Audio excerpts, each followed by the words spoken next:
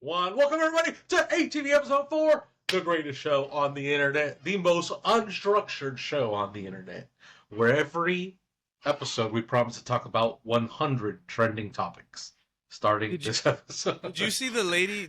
I don't know if I like it or if I hate it, and I want to kill her. You know that lady that does the thing with the forks and her pancakes, and she goes like that? Have you seen that? Wait, the one where she's someone's filming her at the diner. Yes, and then she's like in the background or something. She has like this face, like I want to hate her. She has a weird. I don't like to use a term. It just seems like so overused. But have you ever heard someone has a punchable face? Are we talking about the Covington kid again? What? That was the. Do you remember there was that one kid who got in trouble because he was like smiling in front of that Native American gentleman, and everyone and everyone on Twitter was like, he's got a punchable face. Is that where that was coined? No, Chad, come on. Wait, hold up.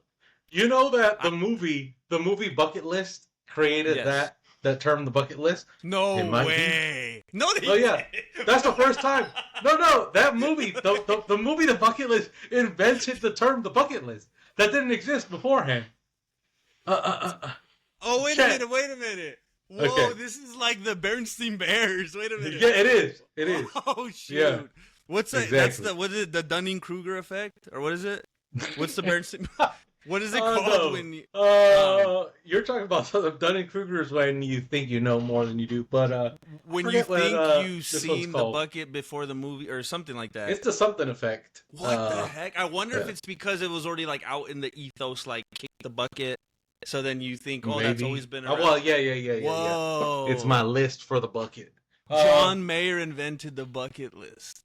So we already talked about John Mayer, the bucket list, punchable faces, the pancake tariffs. Now something videos. I don't know if you want to talk about. Let's do it. Ukraine. I don't know if it's too soon. Oh. El Papa. Let's talk about it, Chet. Let's talk about chulo. It. You know what? I wanted to call you about something. I was gonna call you as well, but I thought I don't know if this is like so. I feel like there's two people. I don't know if I'm exaggerating, but I feel like there's two people that I've ever known that I could just keep it a bill with. And they're not going to be like, I got to report him to somebody, or like I don't know. You and Ken. Hold on. Make sure to record. Okay, go ahead.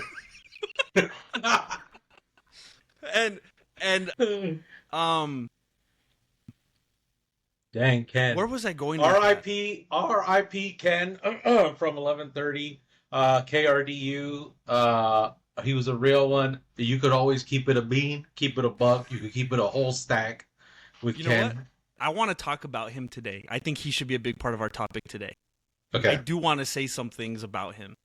By the way, but I think it would. Before we get into this Ken topic, let me tell you guys: if you guys search 11:30 a.m., go on YouTube, you will find old videos that me and Vincent shot about a Christian radio station and these guys who work there. It's a internet classic, so go check that out.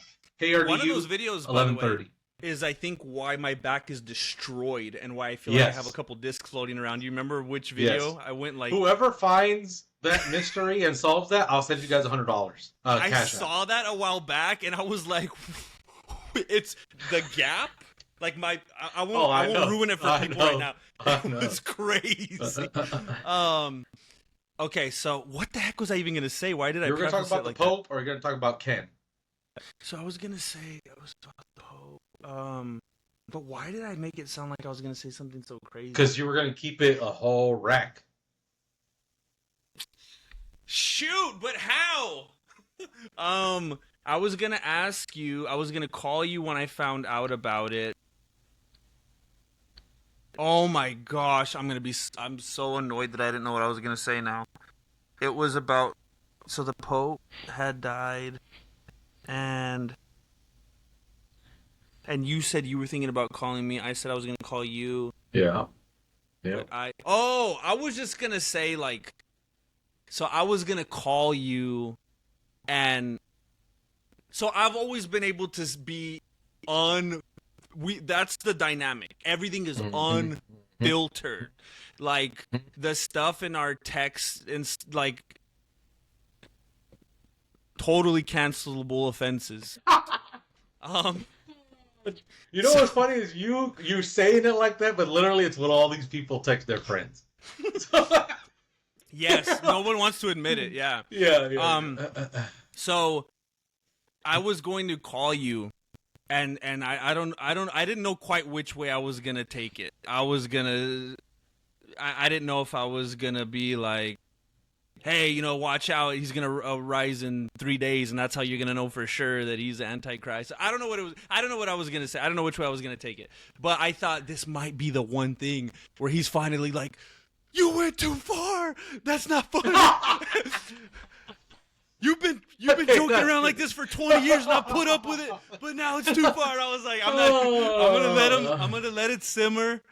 I don't know if, you know, but so for you, with this happening, is him dying like, if, like, in my world, if like Kenneth Copeland died, and or, you know, and I'm just like, that guy's crazy, he didn't necessarily represent me, or, you know, just whatever. Or is it like Jesus died again? And I know I might be exaggerating, because I know Jesus dies every weekend for you. No, he doesn't. But we preach Christ crucified, as St. Paul said. But go ahead.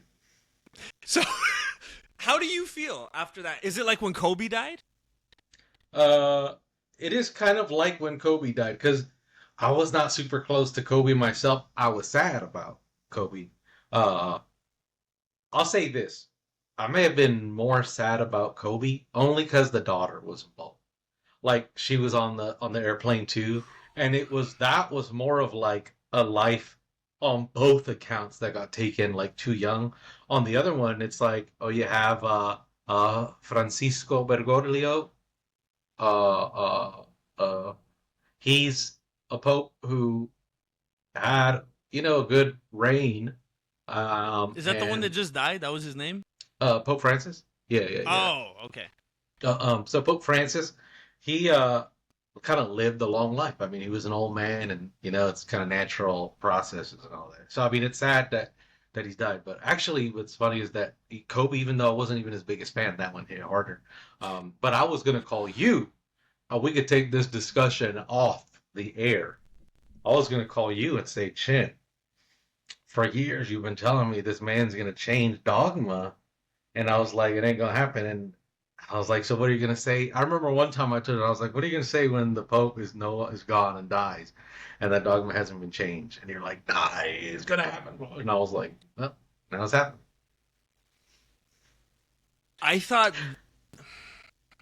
the weirdest thing about him dying, and him dying when he did, because like you said, he was so old. Like, I felt like there was more time for certain things to happen because of different things we were hearing in the news, and I thought maybe we'd see certain things play out.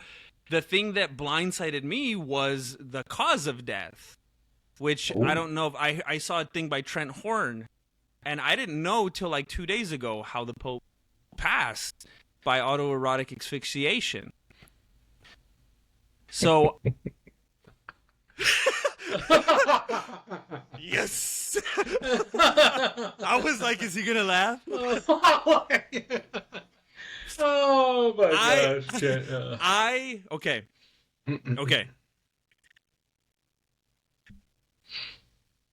There was a moment.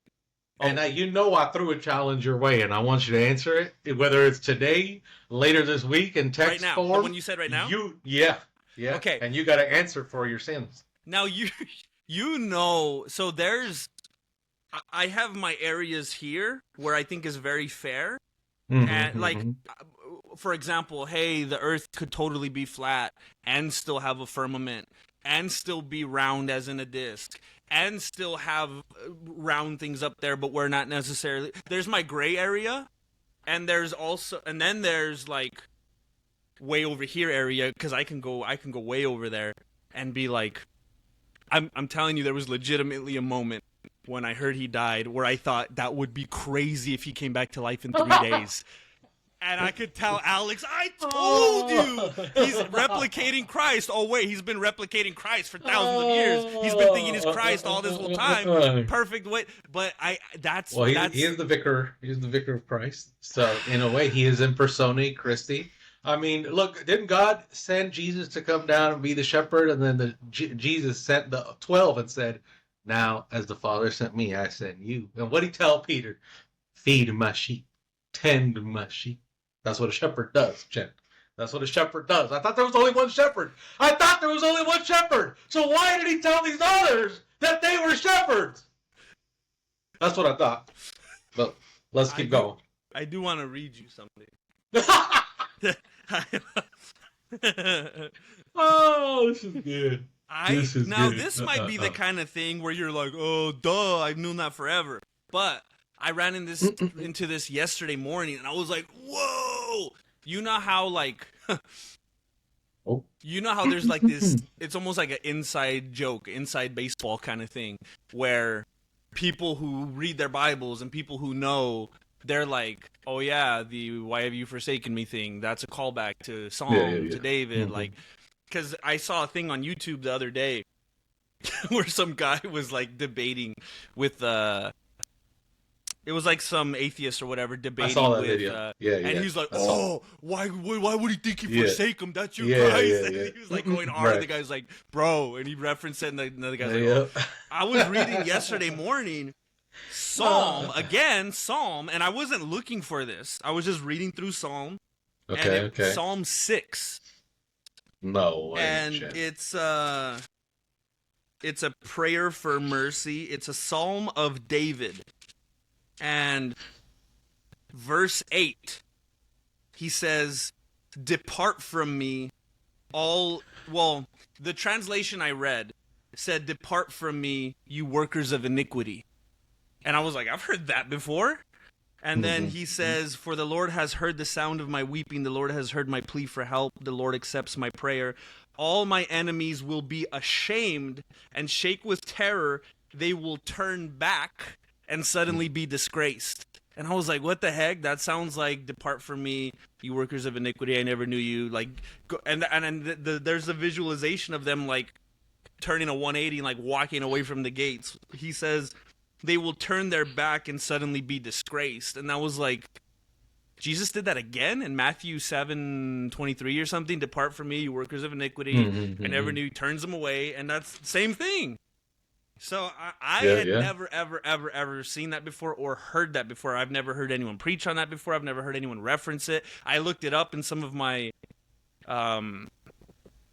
like reference Bible, or those, and none of them, because I was like, there's no way, they clearly have talked about this. None of them mentioned it, and I was like, oh, I discovered something. And then I started Googling it, and then I saw deep into my search, there were some articles that mentioned the similarities in it. Had you ever come across that before? I don't think I've come across that exact one, but you know what's funny is, like, I feel like if you go to any psalm, you'll find that, like wherever it is. And it's really just about whoever makes the connections, writes about it, and kind of goes into the deeper meaning. So, I mean, I love that stuff. You know that I love how the old and the new kind of play together. So finding that, by the way, like, this happens so many times. Like, there's books that I've read where, like, the scholars will go through some and they're like, I found this thing. And I thought I was the first one who saw this. And, like, they have to dig deep and, like, find, but they're like, oh, someone else made my connection. And what's funny is that a lot of, in the 20th century, so like the 1900s, there were a lot of people going back and reading the church fathers for, like, the first time. And it was then where this resurgence kind of came about of seeing, like, the old and the new kind of how they intertwine, and those are just shadows, and we see the real version in the new. But that's cool, like finding that kind of stuff. I found one thing that I also want to look into. Um, that's I'll go to that episode 18 of ATV. Well, just your quick take on, do you think that's, it's hard for me to believe. Like, I feel like when I was a little kid, I would have been like, oh, it's like mystical and it's prophecy, and like, what a coincidence that Jesus happened to say the same things they said. But now I think it's even cooler that Jesus was like so well versed in the scriptures that were already written down that he's like, I need say no more to you than scripture. You're going to recognize some of this. Yeah. You should recognize. If you don't, you should. That's all I need to speak. All that Christ needs to speak is the word itself. Here you go. And like, I think it's even cooler him being aware of it, him knowing and it not being coincidental. Hey, David wrote this. This is a psalm. Do you guys recognize this? Yeah, I'm the fulfillment. Yeah. I like, just, it's like a boss move kind of thing. I like that. Well, if you see like Jesus in the desert when he's being tempted, obviously that's a callback to, Moses and them in the desert. But like when the devil tempts him every single time, and and the devil is quoting scripture, right? He's quoting the Old Testament when he's tempting them. And Jesus, every time he replies back with Moses, right? He replies back with the words of Moses to get him back. That was like one of the like heaviest things I'd ever heard. And I think I hate it. I don't know why. That I learned that from you. Oh yeah, yeah. And yeah, you did. Don't ever forget that. Don't ever forget it. Because it was like, and so it was like, well, now I taught him about Psalm 6. Wait, let me throw another one in there, because when they were in the desert, in order to get into Canaan, they had what's his name? Joshua had to pass through the Jordan River to get him in. And obviously, Christ goes into the desert, gets tempted, uses the words of Moses to rebuke the devil. And then where does he go next? Right after the desert. He goes into the Jordan River to be baptized by John. Then lead us to the Holy Land. Chant, are you? Come on, Chant. Come on. We're cooking. So I'm going to find something else for you. Okay, this is good. You know what? I feel like we've done our literature review. I feel like we've done our poetry corner. The Psalms are poetry.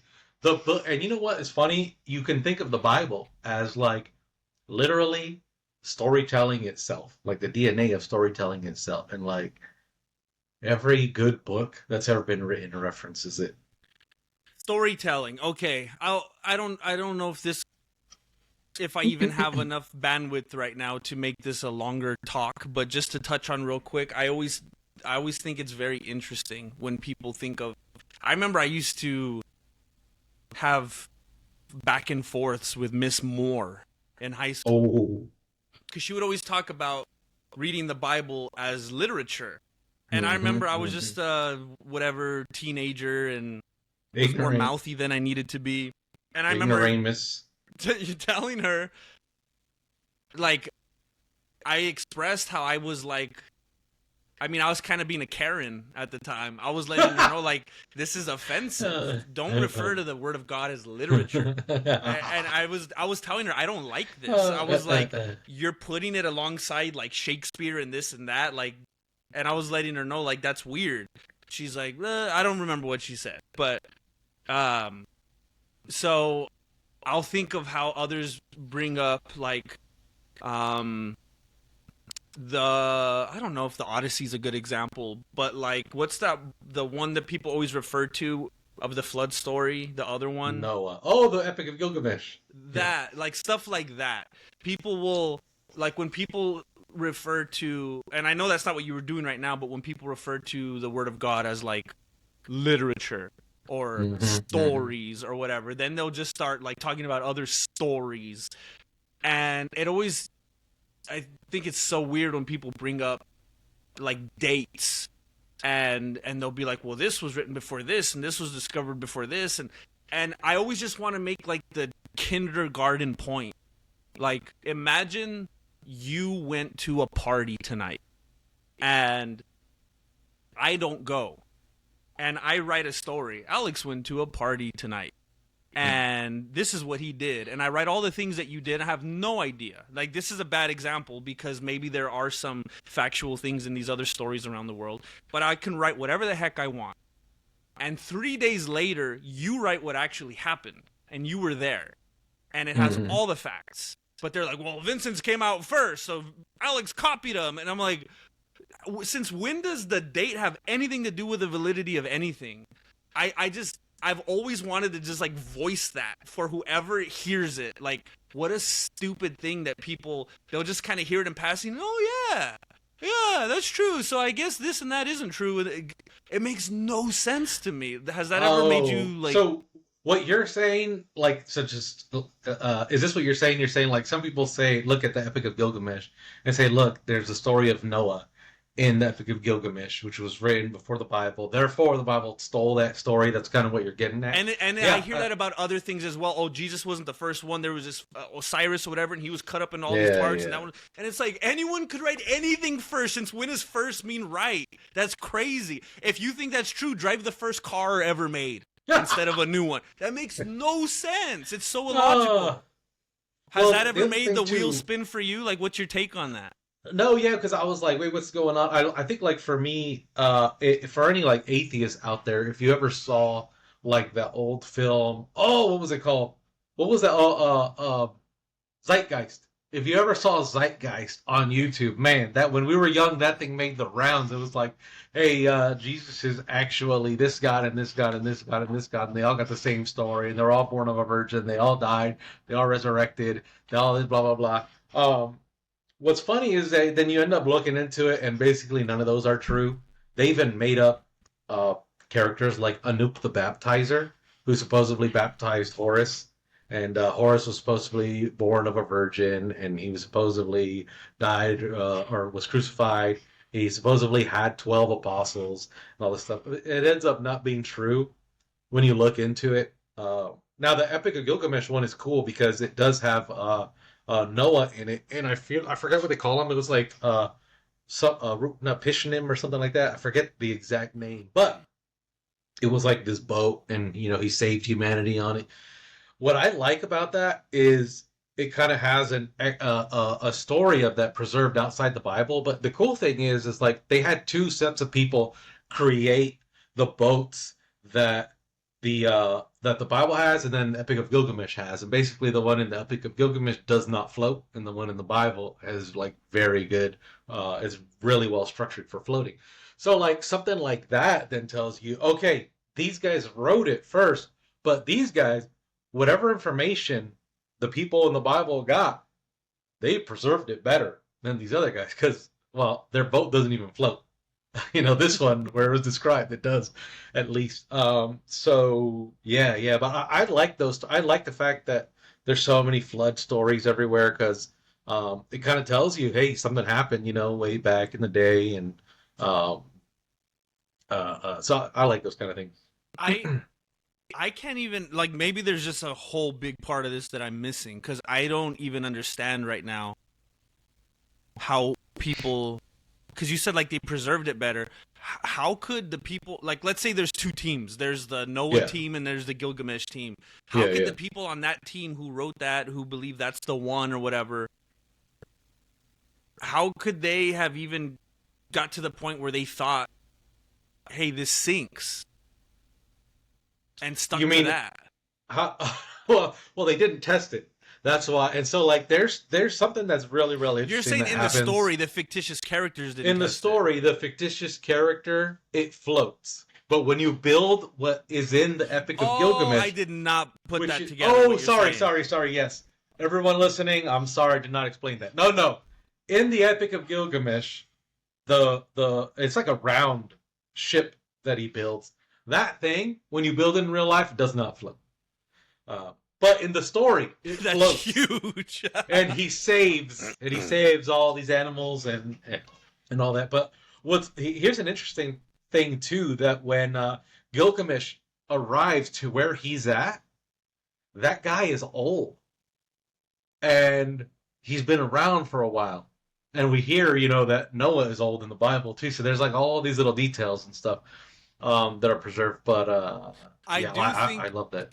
It is very like it's almost like it's really weird how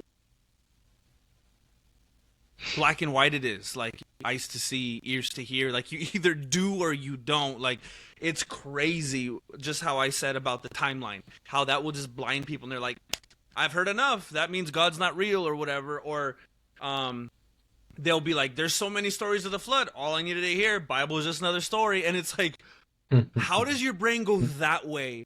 And imagine if today you were around town, you went to Walmart, and like everyone in the store, everyone was in a frenzy. Everyone's running around. Oh my gosh, we just saw an elephant running down Main Street. You'd probably be like, oh shoot, there's an elephant, because all these people just confirmed that. You wouldn't be like, oh, silly storytellers. Same thing when you hear all the flood myths. Of course, it's not logic that ensues. Oh, this must indicate something happened. It's like, oh, there's another story. It's just the framing. If you already have that, like, I don't want a creator, I don't want accountability, I don't want someone to tell me right and wrong or how to live my life. How can I frame everything to support that? Oh, cool. All these people said that. They're just another story instead of actually. It's wild. It goes against anything that person would do otherwise logically. They have to suspend. It's crazy. And I screenshotted something earlier that I pulled up right now. Okay. I was actually watching Flat Earth videos earlier. Oh, okay. And Round Earth videos. Yeah, we got him. We got him, people. He's on our side. That's a term of disrespect, because round earthers. No, but we got you. Got him. So got him. I think you need to chew on this for a while. Let me chew on it. It's crazy. This is so true. Wait, are you going to share this or? Oh, I'm going to read it because I don't even. Oh, go ahead. All right, everybody, hold on. Let me preface. Oh, it's a comment I screenshotted. Yeah. On today's episode of ATV, we listened to Vincent J. Barrett. Well, wait, can I give your full government? Okay, we listened to... I've already done it, yeah. Okay, the man you know as Jesse recite Flat Earth comments. It's easier to lie to someone than to convince them that they've been lied to. You know that's heavy. I read that and I was like... Like, that's all you... It's crazy. And I'm telling you, when there's so much oomph behind something, you guys are stupid if you don't believe this. You're crazy. You bunch of lunatics. They should send you to Mars. They should kill all of you. You guys don't know anything. You deniers. It's propaganda. When they go that hard to make people feel foolish, they're clearly overcompensating for something. They're clearly... Otherwise, they'd be like, yeah, cool. All right. You guys are weird. When they go that crazy, when they get that defensive, clearly they're hiding something. Clearly they're pushing something. And maybe it's not to say that, of course, if I run into someone at the store and they say, oh, you're weird, of course the earth is round. They don't know. They're not at the top. They don't have all those, NASA secrets or whatever. But they're just one of those many people that want to have that cushion for not having a creator, and I know this is tricky because there's a lot of people who believe in God who believe in the round earth. No, the flat earth means God doesn't exist. That's literally how you guys that's what it equals. I always hear people say, what about the firmament? You could have a flat earth with a firmament. No, if you have a flat earth, this world was created by aliens and we are in a simulation created by aliens. Like, if we live in the flat earth, that's because what you're saying is where we live is small enough to have been manufactured by someone who's manipulating matter in a way that we can manipulate matter. It's a small little machine. It's not this vast, endless universe. A small little machine can be created by an alien race. A vast, endless universe can only be created by a God, especially if there is a singularity that goes back into time, and time and space had a beginning. Then obviously something that is immaterial and outside of space-time had to create it. So a universe that is infinitely vast, it demands a God to exist. And a spot that is flat. And go ahead. I don't think that a flat Earth has to take away from any of outer space or anything out there. So you think space is infinitely big? And I don't mean like infinite, like technically, like there's no end, but like we can't see the end. And here's my current literally take. Okay, go ahead. And it can change because I learned. Here's why I'm okay with saying this. Because I ask questions, I study, I look into it. I'm not going to say I know everything there is to know right now. Here's how I currently think. I think it can be flat, not like flat, but it could be rocky here and there. It could be unlevel, whatever. It can be disc-like. It can have corners, whatever. It can have a firmament. But, because like even, let's say the Earth is round. Let's say it's a globe. There's a firmament, right? And then there's still the whole universe. What do we mean by firmament? Just like, the layer around the earth, and which led to certain aspects of the flood and stuff like that. That kind of, which I believe we agree on. Let's look this up. I want a precise definition of firmament. I'm going to go to my man Claude.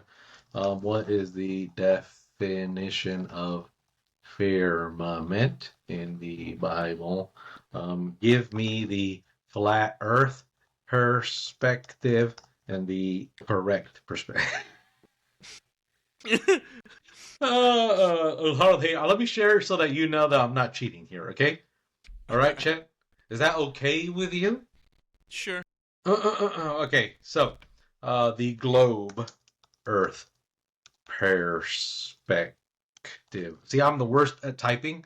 Chet, do you agree fully? Do you consent to the way that I worded this? Yep. Okay. Now let's see what we got here, Chet. Because I want us to be precise in what we're arguing for. Okay. The Hebrew word rakia appears primarily in Genesis 1. So the flat earth perspective. So Chet, read this flat earth one. Tell me if this is you. From a flat earth perspective, the firmament is interpreted as a solid dome or vault over a flat earth. This interpretation sees the firmament as a physical dome-like structure that forms a literal barrier holding back waters above, contains fixed openings, windows of heaven through which rain falls, has the sun, moon, and stars attached to or embedded within it, is a relatively close structure above a stationary flat earth. This view takes the biblical descriptions quite literally. Oh, thank you. As I always fight for when we have our talks, I like to take the Bible for what it says. But, okay. Seeing terms like stretched out and firmament as indicating a physical structure rather than figurative language, which leads to Alex sometimes saying, I don't even know if Adam and Eve were real. Now, let me school you and read you the globe earth perspective. From a globe earth perspective, the firmament is interpreted more metaphorically as an ancient way of describing what we now call the atmosphere or sky. Poetic language reflective of ancient Near Eastern cosmology. That's a big one. Not intended as a scientific description, but as a theoretical statement about God's creative power, using phenomenological language, describing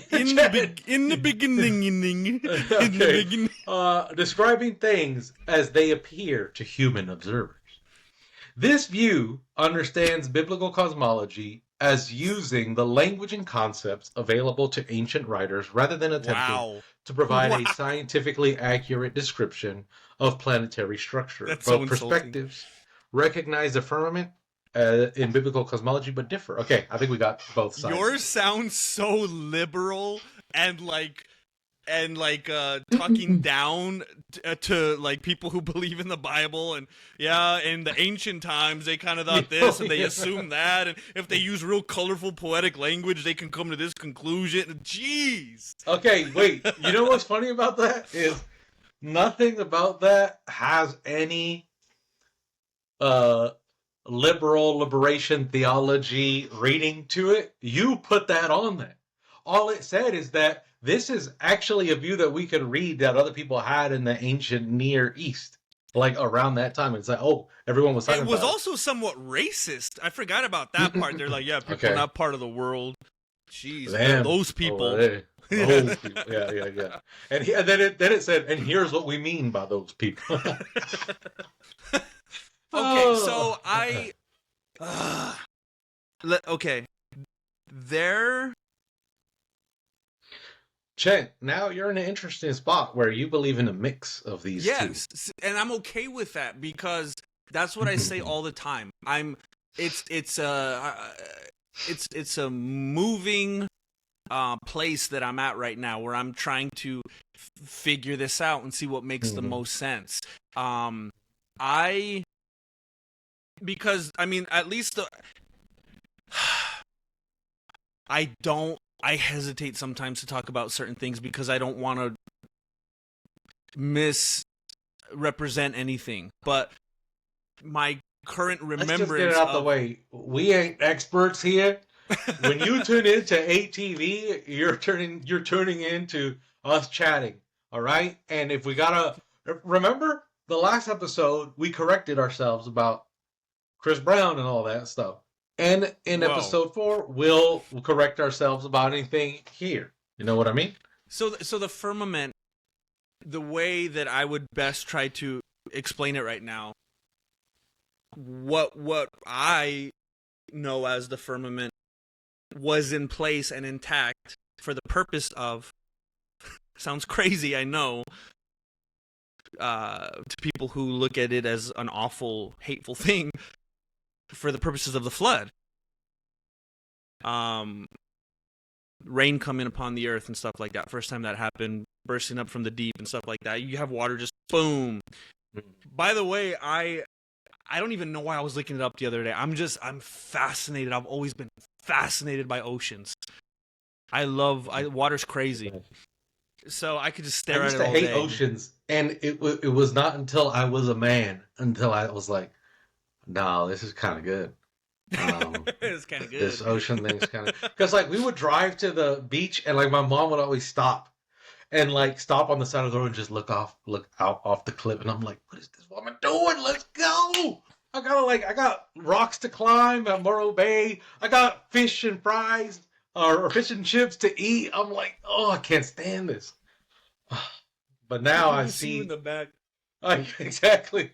I used to do that. She used to like go out by herself and like I'd sit in the car with the brothers. So messed up. You gotta take her now and be like, Madre, yo entiendo. Yeah. Just look up into the. Oh, you gotta make up for it. So I don't know why. What made me do it? I was looking at photos of some. Oh, I was on Instagram and I saw some photos of Greece and it was showing a bunch of water. And for some reason I Googled why does the earth have so much water? I just wanted to see what it would say. And it said, of course, just like the Big Bang. And I'm always like, that was God. God banged it. He's the one that made the light or made everything. Just like that guy. Who's the guy that says that? I think I introduced you to him. I don't even know if you remember him because apparently he's not someone you watch. And he would always say, oh, yeah, I believe in the Big Bang. The only difference is I know who banged it. It was God. Or he's the... And I was like, wow, how he just compacted it. That's perfect. Wait, that's why I've always said. Maybe he learned it from you. So I'm just saying, like, like, because I think people like to separate the idea of a Big Bang from there being a Big Banger. I'm like, no. As well. That's right. You were telling me about that guy... he was like a Catholic guy. Oh yeah. And he's the one, I forgot his name. The He had like father, a telescope or something. So there, Yeah. that sounds familiar. I googled it, and it was like all these years and years ago there was asteroids and comets, and they crashed into the earth, and they were filled with water, and that's how water was transported to the earth. Earth was originally a very dry place, and it all this water came to the earth because it was just raining down comets, and when I was like, of course, that's just like the thing bursting open and just water and boom, flood, and it all made again. This is like the Gilgamesh and all that. It's like how you've heard this story forever. You've heard this story forever about all this stuff that you say is crazy, and you don't believe it, and it's ridiculous. But then you hear someone else say it happened this way, which like absolutely lines up with this. If you'll just like, oh yeah, that's how that was the method. But it's like, no, it can't be. But anyway, I was gonna say something before I got to that point. We were talking about it's happening to me again. Well, you're talking about the firmament and Noah, and that's why you believed it, because that's where the water for Noah came. So where I was getting, man, you always remember stuff. It's annoying. I always forget stuff. This always happens during my streams. Wait, that is because ADHD, and I don't know how I remembered that, but I think, the only reason I remembered that because I was like, let me get back to that in my head. You know what I noticed? It might be an ADD thing or ADHD, whatever it is. I almost made a dad joke about how my ADD is high definition or something. But so I've noticed when I'm talking to other people and they're like, oh, I forgot what I said. I'll remember what they say because the way my brain works. I'm just like, yeah, and what were we going with that? What's the next thing? Right. But I'll never remember what I was going to say. Exactly. So because we have a bad working memory. We have, and that's a known thing. Like, ADHD people, if we're like sitting down writing and like putting something together, like we can remember stuff, but if we're like on the spot, we can't recall things because we have like a bad working memory. Marilena goes crazy because I'll ask her things she told me over and over again. That's just that's just women thing. And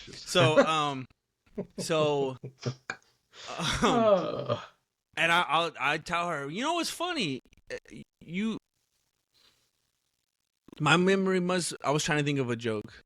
My memory must be my memory must be really bad because you never stop talking, and I still don't remember what you say or something like that. I can fine tune it. I'm gonna work on that. It's gonna be I'll fine tune it before I come back with it to her. Why did the non-binary prospector move out west?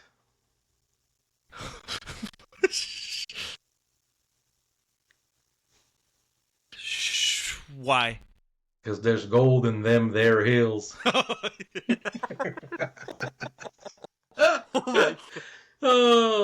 Did you hear they took the T out of the LGB?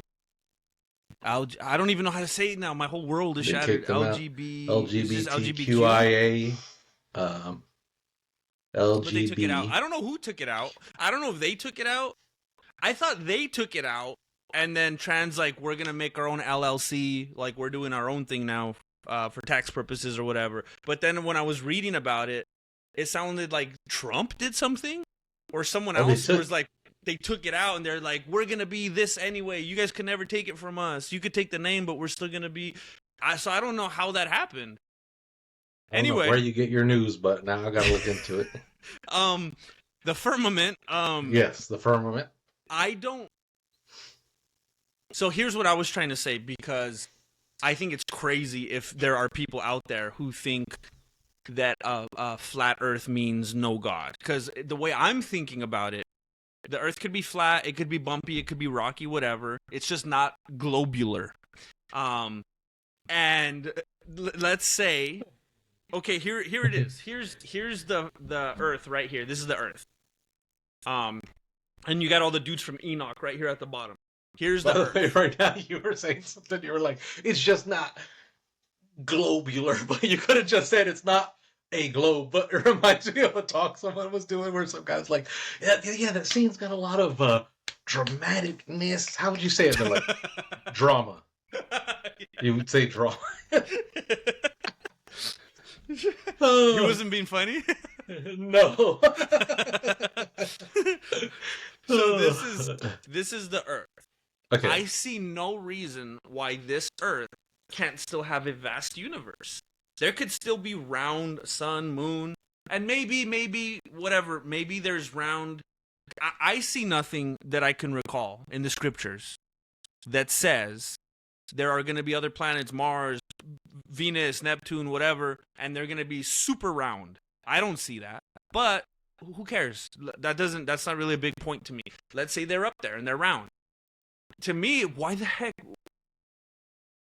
Again, this is the thing where I'm like, you hear all the people in Walmart talking about an elephant, probably an elephant. You hear a bunch of flood stories, probably a flood. You have people, you have people like R.C. Sproul. He's the first guy I ever heard talk about anthropomorphism, where people will, and I think that was kind of like what you were reading in the Firmament stuff right now. People will,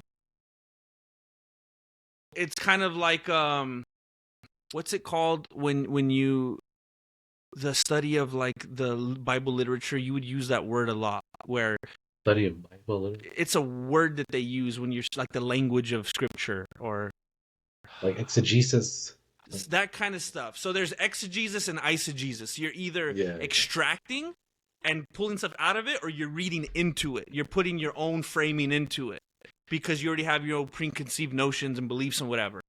So like with stuff like that and anthropomorphism, you have these people who have now the skill and talent of writing. So they see all these things, and that's all they know. That's all they have in their life experience. I'm going to write about that. They can't see like what it's too big. So they're like, okay, that looks like that. There's another one. There's this vast thing. We must also be in this thing. We must be like that. So it's like they're taking their limited knowledge and being like, they're writing into that and using that inspiration. So it's like, of course, these people were like, we must be on one of those. Yeah. Especially if they saw people coming out of the sky, like they put on the pyramids and all that. They must think they're from those planets. They live on those. We must live on one of those. Well, and I think that's one of the best pieces of evidence that everyday people can have, where they look at everything like, you see the sun, it is round. You see the moon, it's round. You can take a telescope that you buy at Walmart. You can take binoculars and see like Jupiter. You can see Saturn through a telescope pretty easily. And you look at all that and it's round, and it makes sense to then say, oh, okay, we must be living on one of those things. Like we're one of those. Now, and you've seen like how the ancient Egyptian found out like the size of the earth by like looking at the sun and shadows on the well. You've seen that kind of drawing? Oh, it sounds familiar. Basically, some guy would say, hey, every day at like this time, if you go into a well, it casts no shadows.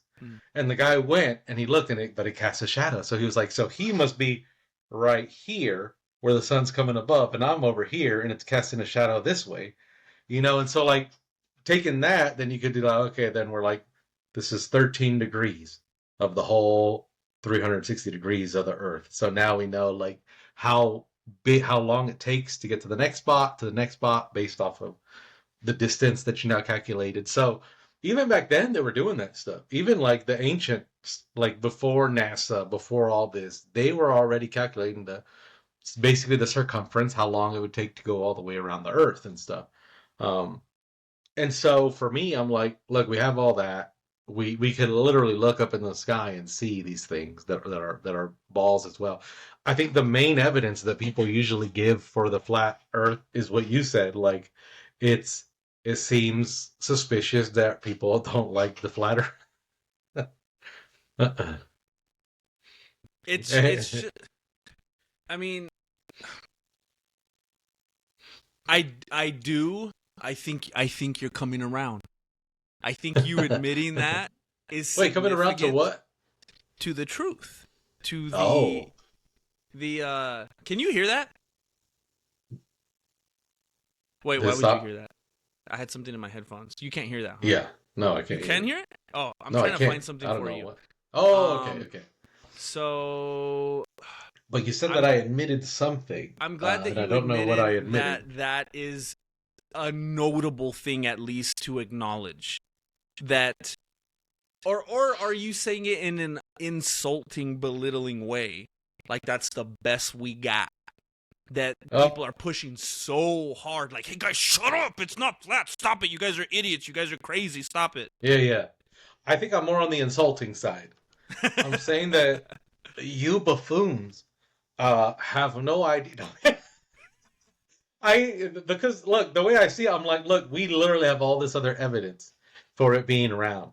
And the main piece of evidence for it not being round is literally just a suspicion, right? And what people sometimes call the hermeneutic of suspicion, meaning that you read every single piece of evidence uh, with a skeptical lens, which is what you hate what people do when they read the Bible. Now you're doing it to all the people who are like, listen, this thing is round, bro. Got him. And if I got Vincent, everybody drop a got him in the comments. And I know Jane's gonna be on your side, but Jane, like just for once, just be objective. I just text you something. Is it possible to play something through this software? After I play this, Chet, we got to go through the mailbag and read the comments from the Oh last shoot! episode. Okay, it's super short. Because hey, for ATV fans, if you leave a comment, we read them. We read it. Okay. Now Vincent sent me something. Now and I don't need. I might regret this. This might not be a strong showing, but I just ran into this earlier, and I thought it's interesting. Here's another perspective that can let people know that it's not, because I think a lot of people hear flat Earth and they think it's got to look like one certain thing, and they don't realize there's different versions that can come to life. I've seen a few different models that people got. I see this little model that you got here. Let me share it with the people. Okay. So Vincent is loving this model here. Should I play it with the audio? Yeah, I think that'll be okay. All right. For the next minute and 18 seconds, we're going to be listening to this video, people. Qualquer altura que você tiver, ele vai estar sempre livre do seu voto. Onde tudo.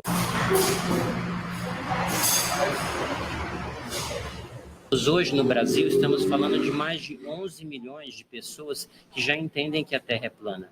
E essas pessoas, não digo todas, mas uma boa parte está pesquisando, está questionando. Por quê? Porque não queremos viver numa mentira. Os terraplanistas costumam fazer suas experiências, suas pesquisas. Quando a gente vai no horizonte, a gente vai na praia, a gente vai numa montanha e vai tirar foto do mar ou do horizonte, a gente vê que ele é sempre plano, ele tem sempre um nível, ele nunca faz uma curva como eles mostram nos livros de ciência. Sabe-se que a Terra não é plana, desde Galileu, desde o começo do século XVII, mas os gregos já sabiam isso há muitos milênios. Os argumentos invocados para argumentar que a Terra é plana são muito fracos. By the way, he just lied because I actually don't believe that there were any Greeks that said the Earth was flat. I would have to see. Oh, they all a said quote. that. I would like to see a quote. Let me throw it into Claude after we watch this. Yeah, that's a Greek thing. Yeah.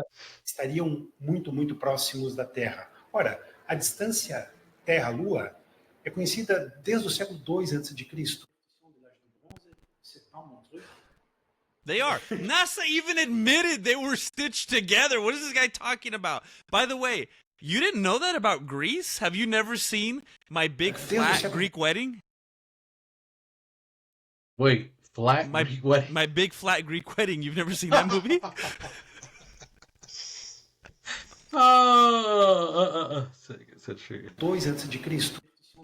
All right. So is this the one you like? This? I notice how you keep playing the part where he's disrespecting. Yeah, he is disrespecting. All right, we read it. Hold on. I want to find out who these Greeks were. I may be wrong. And I'm ready to admit it. But let's go. Let's pull up Claude and let's just see. So I heard 2 versions of history. I need your help with clarification. You know Claude's a demon, right? I heard that the Greeks, I heard differing versions of what the Greeks thought about the shape of the earth. I heard that they all thought it was round, and then my friend Vincent showed me a video where an expert was saying that they thought it was flat. What gives? Okay, are you okay with how I worded this, Chet? Yes. Okay, looks like there were differing beliefs. By around 330 BC, most Greek philosophers and astronomers accepted that the Earth was spherical. Now that is around the time that guy was talking about. By the way, this is clearly biased because they say most educated ancient. The sarcasm right up front is crazy. Now, and I understand why someone would read it that way. Now, let me say, I just want to share why they would probably say most educated Greeks. It's because when we analyze what the Greeks thought, we basically have the writings of the educated people, right? We have the writings of the philosophers. We have the writings of the astronomers and their work that was kept by the Romans, then later kept by other cultures. So that's why they would say that. But these hedonists all wrote these beliefs mid-orgy. Well,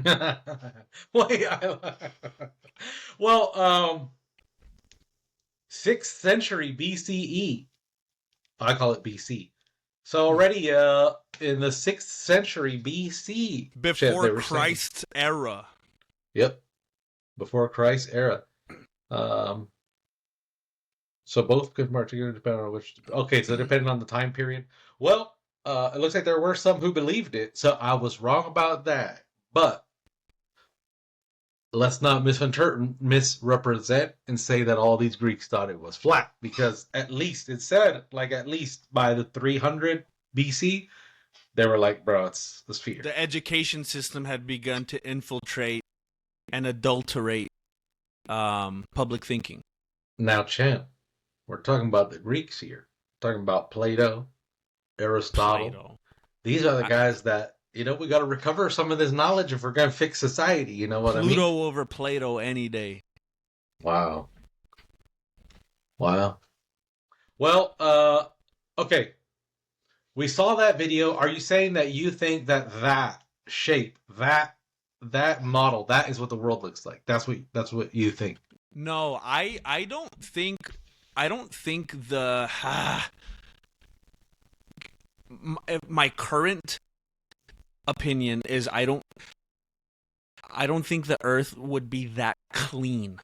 I don't think it would be perfectly angular and square and have 4 corners or be perfectly rounded. I think it faced a cataclysm. I think that it was thrown out of whack. I think it might be like if you took a piece of Play-Doh and went by comets and asteroids. So is it like floating in space, or is it on top of something? Like, where is, because when we think about the spherical Earth, we imagine it rotating around the sun. We see it suspended in space, and it's not necessarily floating on anything. It's just in the sun's gravity well. I guess it's kind of floating, but it doesn't there's no like bottom or top or anything. In your view, there is like this top, right? There's the top of the disc. What is under the earth? Is it just this flat thing? Well, even I get you say it's like Play-Doh that someone smashed. Is it floating? What is it on? The foundations of the earth are the Lord's. On them he has set the world. In Hannah's prayer of thanksgiving, she says the pillars of the earth are the Lord's. On them he sets the world. Hannah observes that God is, pillars of the earth also appear in the book of Job. In answering his friend Bildad, Job talks about the mighty power. Job describes God as one who overturns mountains and shakes the earth out of its place, and its pillars tremble, not necessarily. Job uses the word pillars to refer to the rocky foundations of the earth. When the earth totters, all its inhabitants who keep, So there's poetic language, there's So, all right, hold on. Now we're going back to there's poetic language. And then I know the book of Enoch is not an inspired book, but man, there's some things in there that I struggle with this, and I don't know if I want to say this. Well, you just admitted. I just want to say this. You did admit on camera right now there is poetic language in there in the Old Testament. And yes, and to add to that, there are non-inspired books that sometimes I read and I'm like, it absolutely makes sense to me that somebody would want to have removed this book.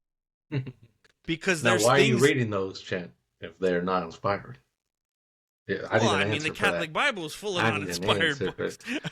It's actually not. There's actually not. You know what, Chen? If you want episode 4 to be the last one, you're doing it. I knew I'd push you over the edge. Oh my gosh. Okay. Well, okay, I like that. I like admitting that because guess what? All of Psalms. I mean, we got poetry in the Bible, people. Where do you guys think poetry comes from? It comes from the Bible. Even though Homer was before, I don't care about all that. Like, this is deep. This is deep stuff. And people do need to. It is dangerous, though. People need to know if they're going to get into the Bible at all, they're going to need to be able to differentiate. They're going to need to understand who wrote which book, when was it written, who was it written to, what was it written for, what were they trying to express, because there's absolutely some poetic stuff in there, but other times there's absolutely not. So some people just blend it all together. What Claude just told us earlier, you're like, you got to know who it was written to, what time it was written, blah, blah, blah, blah. So I'm just... I'm just saying, like, it, and I agree with that. I agree with that because you get more out of it. Like, you don't get the connection of Christ and Moses unless you know that some of these books were written for a Jewish audience and they're thinking about the books of Moses and they've got the Torah memorized, right? A lot of these people had to have these books memorized. The entire books memorized and stuff. Even like to add to that, even like the Gospels, it's people will take little parts and be like, they don't line up, they don't make sense. Why does this one say that? Leaves out. They were written by different people for different audiences, so that they would either accept Christ, or it was for the Jewish audience, or it was just for historical and record keeping, or it was for his deity, whatever it was. Totally different audiences, and I've heard different people say it, and it's perfect. It's like if you have 3 witnesses and you interrogate them and they all word for word say the same thing and it's the same story. You're not going to believe them. They clearly got together and worked out their story. If they say different things and maybe give different examples and word it different, but ultimately the gist is the same, you'll know that's what happened. Maybe one of them scared, they're nervous, they don't remember, they got a bad memory, whatever. But at the end of the day, it was all the same thing. The Gospels being different like that, they're different enough, but with the same theme to say everything that needs to be said. We read it. Enough said. We read it. All right. I do have one more question before we go into... Actually, let's go into reread it. Chet, remember that I I have a John Lennon question for you. After we read it. All right. All right. Mm-mm-mm. I don't believe, and we read it. In the okay. Let me pull this In thing. Zimmerman. Have you seen the Bob Dylan movie? Wait, wasn't it like Timothy Chalamet or something? Yeah, I haven't Chet, seen it. Are you angry about that? Nah. All right. All right. I'm gonna start at the bottom, and then we'll go up. So, Chet, tell me when you can now see my screen. Yup. All right. Remember Mikey? Remember Mikey Z? Chet, go ahead and read his comment. Oh, can it expand more? Yeah, I'll expand it when you get to it. Okay. Solar can be lucrative for sure. I didn't leave the industry on bad terms at all. Nothing personal. We were installing commercially for a while. After our contracts expired, we did residential until the heads of the company had a falling out. Got in at a local car dealership, and here we are. Psych! Found an opportunity in machining and ran with it. Thanks for the upload, boys. Man, I was trying to keep a smile, but I was like, dang, my boy fell off. Yeah, that was like, oh no, you can't go that direction. Like now that I'm in solar, it's like not even fair. It's crazy. And Mikey knows how good you have it. And guess what? Mikey, this is a man who never fails. This is a man who never fails. This is the kind of guy who will not get stuck in that trap, in that car salesman trap. If anyone out there in the ATV land, if you're looking for a job, you want to know how to get yourself right in your career, reach out to Mikey Lang, the boy Mikey Lang. He knows what's up. All right, Chet. And I do want to say about solar. Oh, yeah. It is crazy how you are actually crazy helping the client. That is true. I was listening to Gary Vaynerchuk. Whoa. This morning or yesterday morning. Good and job, he said something that really rung with me. He said, I'm not a good salesman. He said, unless I believe in what I'm selling. He said, if I don't have conviction in what I'm selling, I'm terrible because I don't believe in it. That's how I felt when I was selling cars. I didn't believe in it. And I felt like I'm adding so much money to their monthly payment and their lives, and it's a headache, and I have to make it sound like a great thing and add LoJack and all these other products, and I know that they could get episode 25, we're going to call up a dealership, ask to talk to the top salesman there, and we're going to say, how do you do it, bro? How do you live with yourself? How? Mikey, congratulations on the machining. I don't even know what that means, but it sounds like you're happy. Thank you for letting me know that there's positivity going forward. People like Mikey are the backbone of this country. When I see this word machining, I'm like, yo, he's making something good. He's making something good. All right. Tony. Chant, you want to read this one? The GM sent me. The GM sent me. I haven't figured out. Is this some kind of MMA training? The general manager sent you. It's mental. It's mental training. It's some might say spiritual training. Tony, this is spiritual training, Tony. Yes. It's like one of my teachers used to say when I would tell her how much I hated math and how dumb it was and how I would never need it. She said it's just a little muscle. She said think of it as a muscle. She said when you're bench pressing. She said doing curls and doing squats and any other kind of exercise ultimately builds your strength as a whole. And even though it doesn't seem like it, it'll help you bench more. Because she knew I was really into like weightlifting and stuff at the time. So she said, think of this one thing you don't love as a little muscle that will make you more well-rounded to be better at the things you do like. So that's what this is, Tony.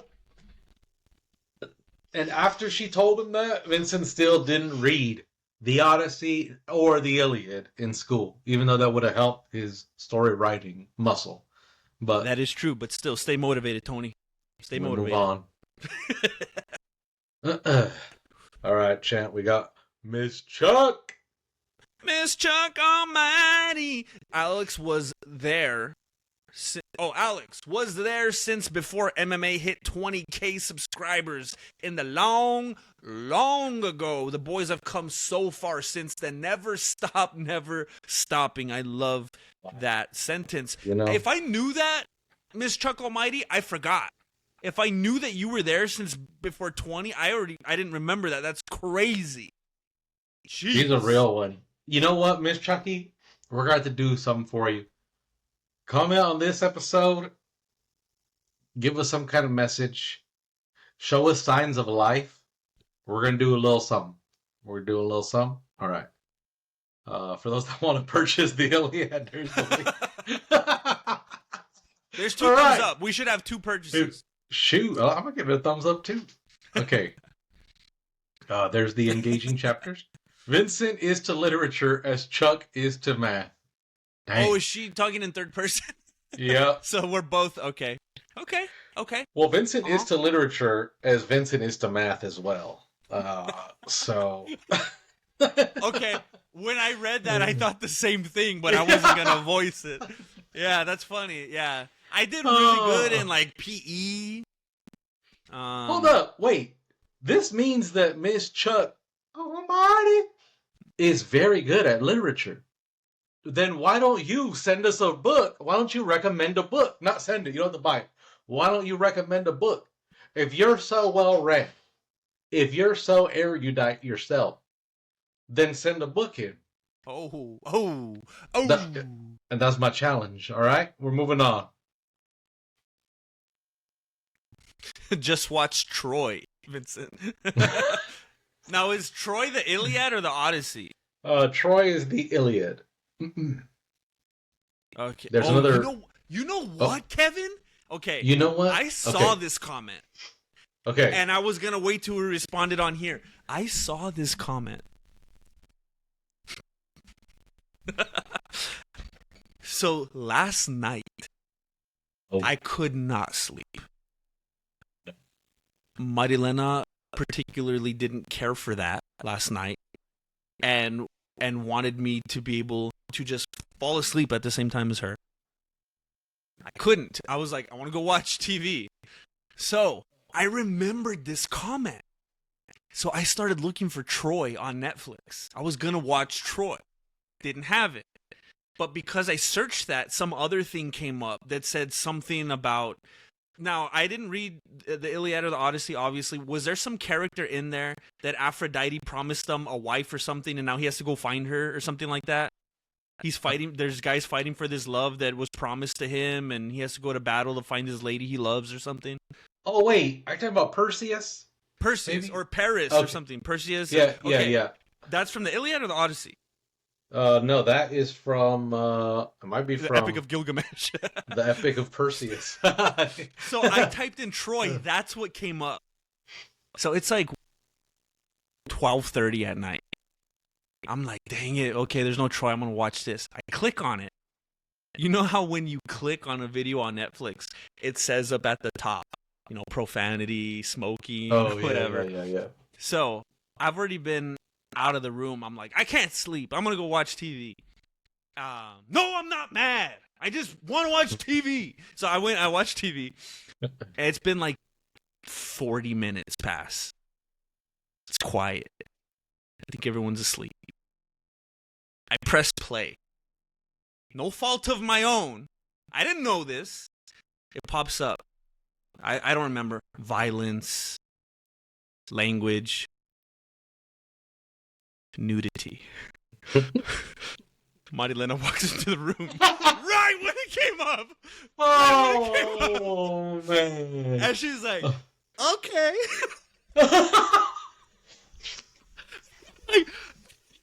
Oh, that is so good. Look, it doesn't say resume. I barely started. I don't know. So that's a whole other conversation.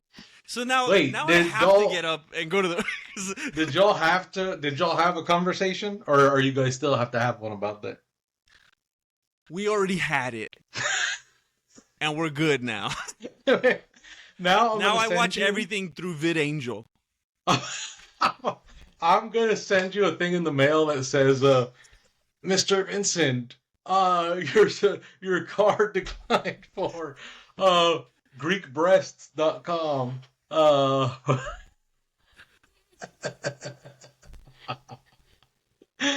Oh, that's so good. Now that I know that, I could use this for my advantage.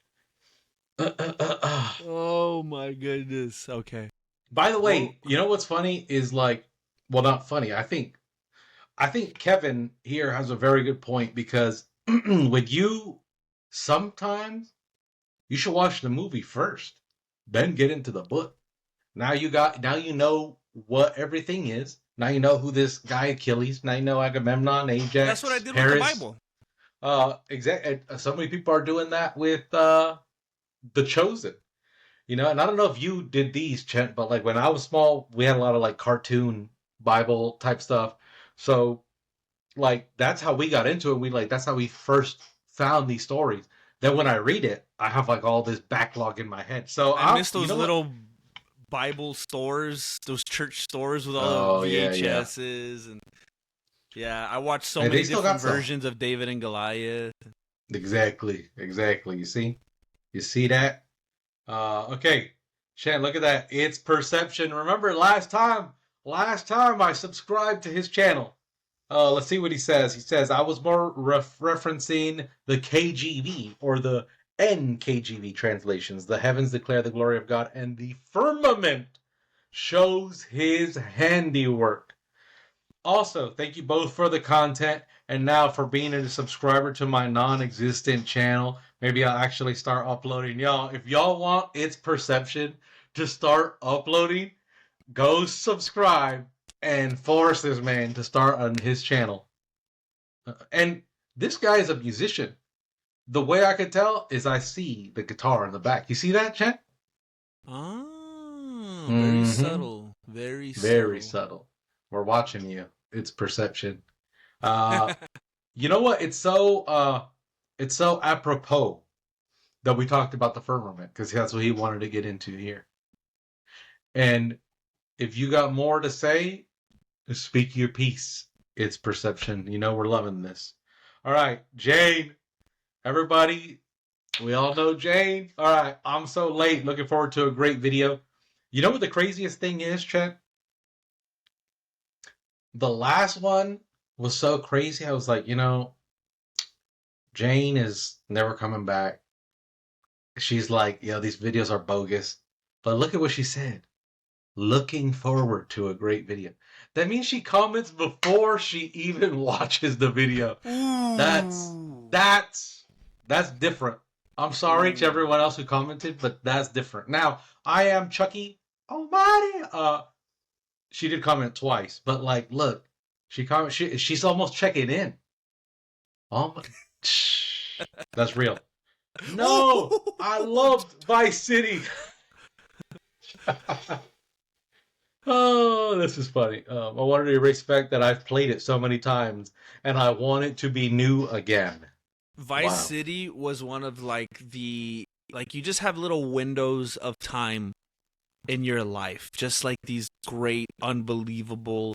That was one of them for me. That discovering that game was so special, and it was like nothing I'd ever played in my life. It was so good.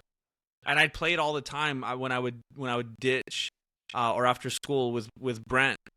We'd go play it at his house, but I'd play it at my house too. But yeah, it was a cool time. Shout out to Brent. We'll have him on the show one of these days. And then Jane, look at Jane again. If we're starting a book club, I'm gonna need some notice, and maybe we could vote sometimes what the audience would like. The Odyssey was great, but maybe also some newer books as well. Jane, if you want to send some new books, be our guest. If you guys want us to get into the Odyssey next one, write it. Whatever book y'all want us to get into, write it. Now, if there's multiple books that are said, let me put it this way, Chet. The comment that's got the most likes, that's the book we're going to check out. If it's equal likes, then we'll check out both. Did you say new? Oh, the New Covenant or the New Testament? Which do you believe in, Jen? The both of them. Wait. Look at it. Jane commented again. All right. I'm going to say something, and I'm not trying to psychologically make Jane keep commenting more every time. I'm not saying that, but Jane is schooling y'all here. Like, y'all, this is a different level. All right. If a man can pull off those moves with confidence, I would not be able to resist. Wait. She's responding because we asked her, remember? We asked her in the video. Oh, that's right. Yeah. Even better if he has the chips and shares with me. Hey, Jane is... See, Jane's a real one. Y'all, see, Jane's a real one. Like, Jane doesn't care if you're living my 600-pound life. Jane's like, if you've got the confidence, and you got chips, jalapeno chips, come through. I'm just wondering why Jane doesn't comment this much on MMA. It's not as good. That's why. That's fair. That's fair. Too far? I'm gonna be honest, Chen. I'm glad that you're posting more. I have, like, in my heart, I was like, well, he ain't uploading, I ain't watching. I haven't even tuned in, so I gotta start tuning in again. I know. Your streams, though, you don't want none of that. I stream for like an hour, but well, we'll see. I'll jump in and check. Thank you to everybody who commented. Y'all are the real stars here. You know what I mean? Backbone of America. That's who I'm talking to right now. And if you leave a comment on this one, guess what? We read it. And we will read it. Books. Throw your book recs in there. Now I got a question for Chen. Chen, I think we talked about this before, and you said a certain thing, but I want to make sure I know where you're at. Where are you at with John Lennon's Imagine at this point in your life? You're talking about the single, just the song? The single, yeah.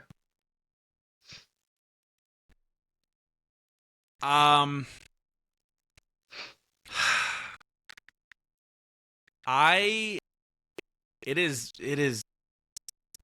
definitely not, oh gosh, it's not at the top for me of Lennon songs. I feel like that is a song that okay, it sounds dumb to talk about it now, because it's like I talk about it as if I live like this life of a successful musician or something.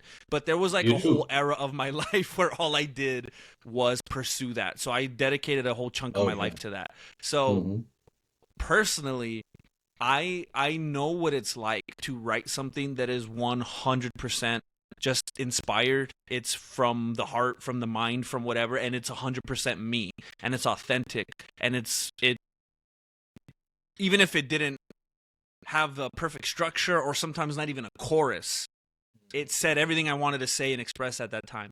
Then there were times where I wrote something super intentionally just to be as commercial as possible, to give myself a chance to be mainstream and maybe like have a broad appeal. It seems like Imagine seems like that to me.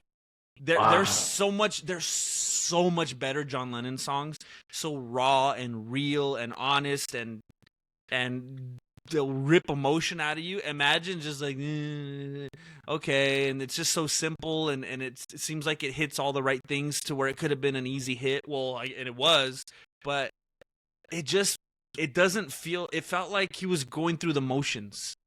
And then, of course, the meaning of it, it's so, like, not what we feel or believe. Okay, so you're saying a few things right there. You're saying, as a song, I think it was made to be more commercial, and I think that there are ones that are deeper. It was a safe song. It was okay. I have one thing to say to that, and I kind of agree. I feel it's safe. It's one of the reasons I like it, because it's just like it comes on and I'm like, oh yeah, this is good. Let it play. Like, but what's that John Mayer song? The World to Change. I hate that song. I know that people don't like that song. It's the same. Okay. I'm gonna let you finish. Okay. I'll just say this. Go I'm ahead. done. Say it. Pandering. That's what I always told Marilena. I hate that song, and I would always change it because that is like the most pandering song I've ever heard in my life. It's like clearly you're gonna manipulate. It's emotion. I think it's like emotionally manipulative, where it's like, oh, you know exactly what you're doing. You're gonna let people like high horse and yeah. It's like what's that thing that everybody does now, where they where you kind of like stand on your box and make yourself seem better. What's that word that everyone uses? Yes, but there's a new word that they use. It's trendy now that people do when they try to stand up for this and that. And virtue signaling. Yes, that's how that song seems to me. So, in a nutshell, that song in Imagine, it feels like pandering. Okay, like patronizing.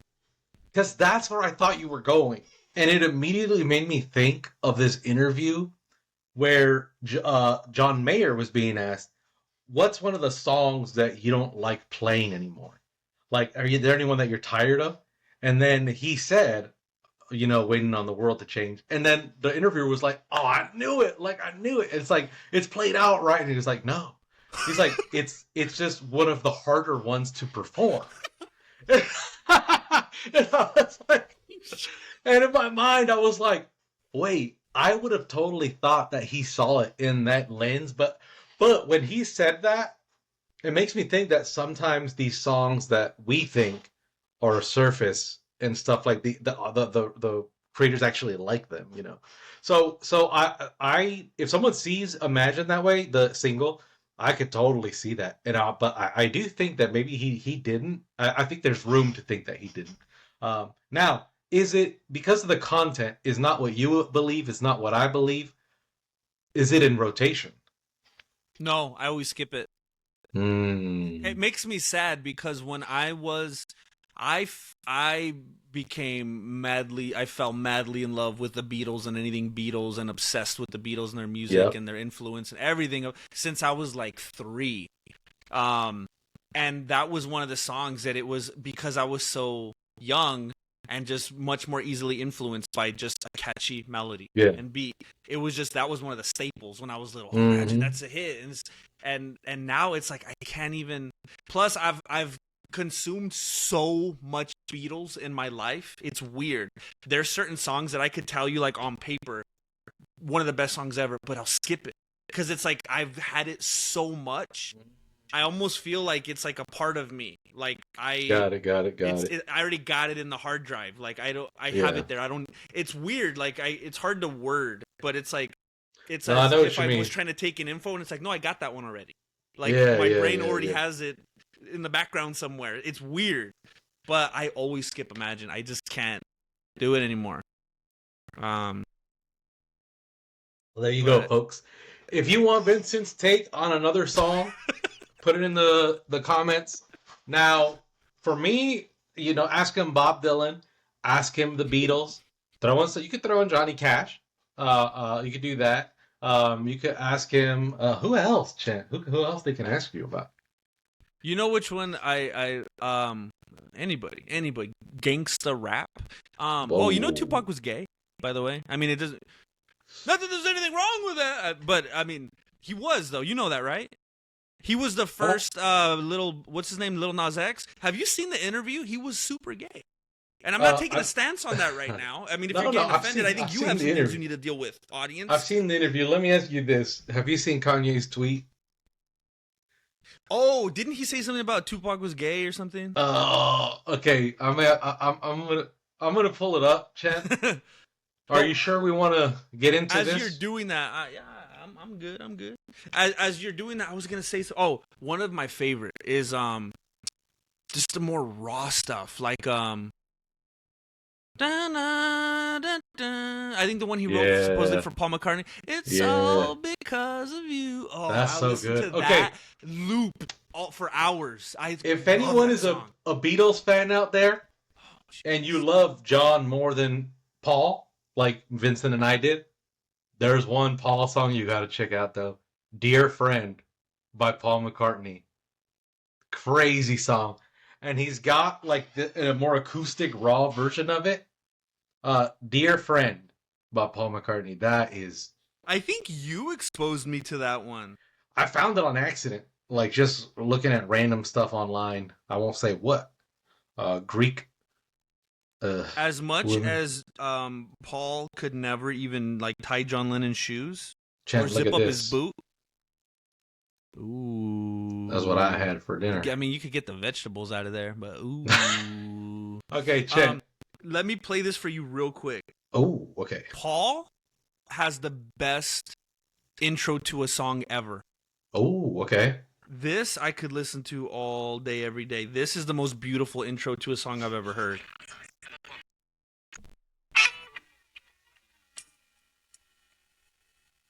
Smooth. It's smooth. Oh, yeah. Have you heard this song? Yeah. I don't know where. I love this. What song is this?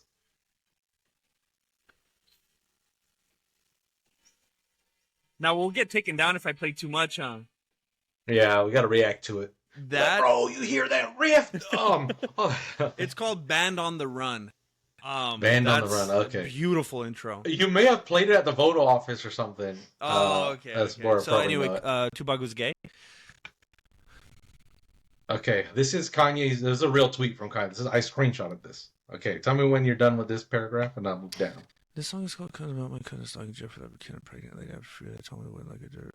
What? Pregnant later, a few years after told me we went like a dirt. Okay, perhaps in my self-centered mess, I felt it was my fault. I showed him those early magazines when we were 6, and then we acted out on what we saw. My dad had played with magazines, put the magazines on top of my. Oh my gosh, my name is Ye. Oh. Okay. Whoa. Okay. Chet. Okay. And you were talking about Tupac, and there's a lot of stuff out there. There's a lot of stuff out there, Chet. He put out a song talking about that. It's called Cousins, and is that recent? Yeah, it's a wild song. Oh, I'm gonna go listen to that right now. I saw the tweet and I was like, okay, what's going on? It's crazy. Guys, don't. Chet. I thought you were gonna say, "Don't." No. Well, don't. But when it comes to this song, no. Like for the curious, go ahead and listen to the song. But don't. If you want to live a good life, just don't. Is it like late song. 90s, early 2000s Eminem lyrics vibes? No. It's like someone is high right now and talks like this. The whole time. It's a Billie Eilish song? It's not a Kanye song. But it's... Oh, that's right. I was going to tell you my joke. It came back around. This is the first thing I was going to say when we started the... It's like Seinfeld. It ends with the first thing. Yes. I had an idea, like if I was a stand-up comedian in the 90s, my opening joke was going to be... I was going to be like Stephen Wright. And I was going to be like... I don't know if I listen to Radiohead because I want to kill myself. Or if I want to kill myself because I listen to Radiohead. Okay. And then everyone goes, ah! Because they know Radiohead's like the depressing band. And then now, these days, it would be Billie Eilish. Whoa. No way. Her music was happy, but I don't know. No, it's not. No. She's not like Taylor Swift. I thought about doing stand-up just for the thrill of it, just for the adrenaline. I don't think I'd be good at it, but just for the so yeah. But there's a place called Austin that has a lot of that stuff downtown. There it is. True. It's true. A lot of people moving there. Well, Kanye's cousin lives there. I heard he's in jail for killing a pregnant woman. Oh my gosh! All right, guys, we've gone through too much already. Longest Thank episode. you, everybody, for watching ATV episode 4. Tell us what book you want us to react to. Tell us what songs you want to get Vincent's thoughts on. And that is all for today. Live long and prosper.